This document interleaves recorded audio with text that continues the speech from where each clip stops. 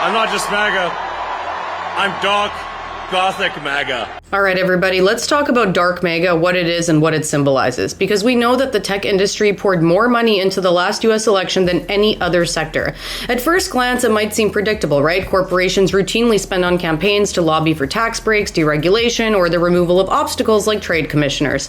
But beneath these surface level goals lies a far more unsettling agenda, and this is what demands attention from us. Hear me out. Silicon Valley's power brokers are not just seeking favorable policies here. They're actively working to dismantle government infrastructure in order to carve out autonomous zones, which are basically safe havens where they can operate beyond democratic oversight and even establish their own privatized governance. And this is not a conspiracy theory, even though it sounds like it. It's a clear vision that they have openly championed for years at different elite tech conferences and in their private circles. And their rhetoric reveals a very disturbing belief in their own intellectual superiority and a desire to reshape society into a technocratic oligarchy with themselves as its unchallenged rulers. In short, this isn't merely about profit. It's about power and the audacity to redefine who holds it. Silicon Valley is insane. Right. It's not so much a support thing, it's more like a takeover thing, trying to put themselves in a position to have as much control as possible. They want Trump to be the CEO of the United States of America, and they want to be the board of directors that makes him listen to them. Let's turn to Balaji Srinivasan, who's a central figure in Silicon Valley's most powerful circles. He's a former partner of venture capitalist Ben Horowitz. He's an ex-CTO of Coinbase, who was under CEO Brian Armstrong, and he was even floated around by Peter Thiel to lead the FDA during Trump's first term. And Balaji is deeply enmeshed with these tech elites. His influence, however, extends far beyond resume credentials. In his book, The Network State, Balaji outlines a radical vision, dismantling existing nation-states into fragmented territories operating as corporate entities. Think of it as startup governance, right? Microstates with privatized rule, shielded by military-grade security, and unaccountable to democratic norms. While he frames this as a path to freedom, the undertones are much, much darker. Now, notably, Balaji didn't originate this dystopian blueprint. He just repackaged ideas from Curtis Yarvin, who's a very controversial tech-aligned philosopher and software developer who's been funded by Peter Thiel. Now, Yarvin's manifesto is pretty blunt. He says, tear down crappy historical governments and replace them with a global patchwork of corporate dictatorships. Each microstate would function as a joint stock corporation governed without citizen consent, using pervasive surveillance, biometric ideas, and other draconian compliance measures. Yarvin's rhetoric escalates to some pretty grotesque extremes. He's argued that poor people are just liabilities, jokingly suggesting converting them into biodiesel, later saying that it was just a joke, while proposing virtual prisons as a humane alternative to achieve the same end as genocide: mass control without the moral stigma. Now, obviously, these ideas weren't super popular with the masses, so what Balaji did was sanitize the same ideas. He rebranded Yarvin's authoritarianism as tech libertarian innovation.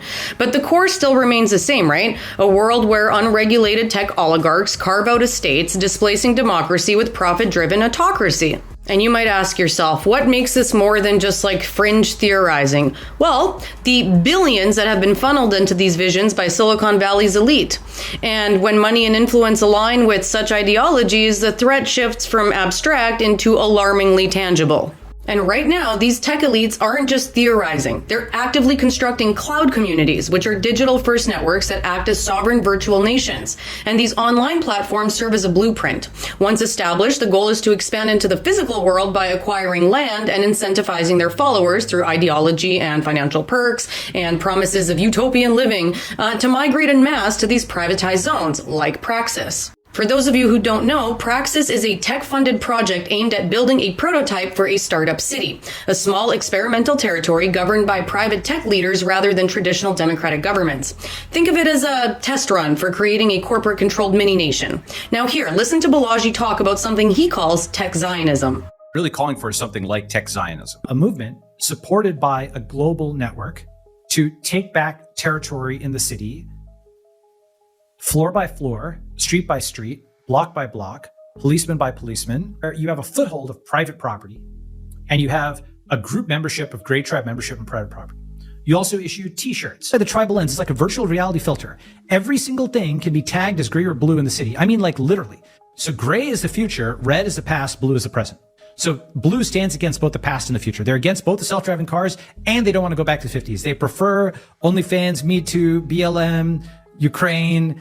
The hard part is to take control of the streets. How can you fence off a street and make clear that it's under great control? Take total control of your neighborhood, push out all blues, tell them they're as unwelcome as just as blues ethnically cleanse me out of San Francisco. Like, push out all blues, who has lost some territory in the cloud. They still control the land. Once Gray starts taking back control of the land, that they're really going to howl. As they start losing, they're going to whistle for backup from California and eventually DC. Okay, they're going to try to get executive orders or things like that, which means you're going to need to have sympathizers at the level of California and DC who will side with you enough to block those actions, number one, and or number two, you actually get to the level of a sanctuary city and you say, I dare you. What's super alarming is that this ideology isn't just confined to Silicon Valley. During his 2024 campaign, the Orange Cheeto Man unveiled a policy proposal for Freedom Cities, new federally backed urban developments on virtual land framed as hubs for American innovation.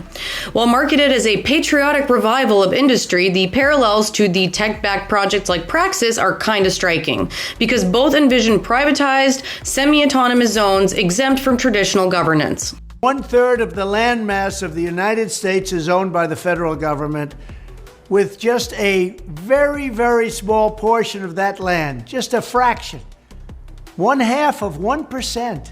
Would you believe that? We should hold a contest to charter up to 10 new cities and award them to the best proposals for development. These freedom cities will reopen the frontier, reignite American imagination. This isn't just coincidence, guys, it's collaboration. Because the same billionaires that are bankrolling tech's network states have long influenced political agendas. When populist rhetoric and techno-utopianism merge, the result is a bipartisan assault on the very idea of government by the people. Enter J.D. Vance, who's a seemingly odd pick for Orange Cheeto Man's VP, given that his predecessor, Mike Pence, had no ties to Silicon Valley. But Vance's rise is no accident, because tech billionaire Peter Thiel funneled a record-breaking $15 million into Vance's Senate campaign, which was the largest single donation in U.S. Senate history. So this isn't just about financial backing, it's ideological adoption. Vance operates as a political proxy for Thiel's vision, and to grasp his agenda, you must first understand Peter Thiel, who's a Silicon Valley titan who openly advocates for dismantling democracy in favor of corporate-run governance.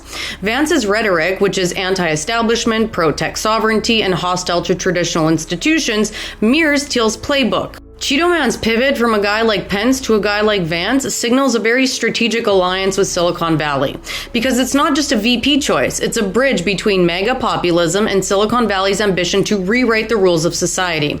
And to grasp the stakes here, you need to dig into Peter Thiel's 2009 manifesto called The Education of a Libertarian, which is a very chilling blueprint for his worldview. Now, while I urge you to read it yourself, here's the crux. Thiel outright rejects democracy, arguing that ordinary people cannot be trusted with major decisions.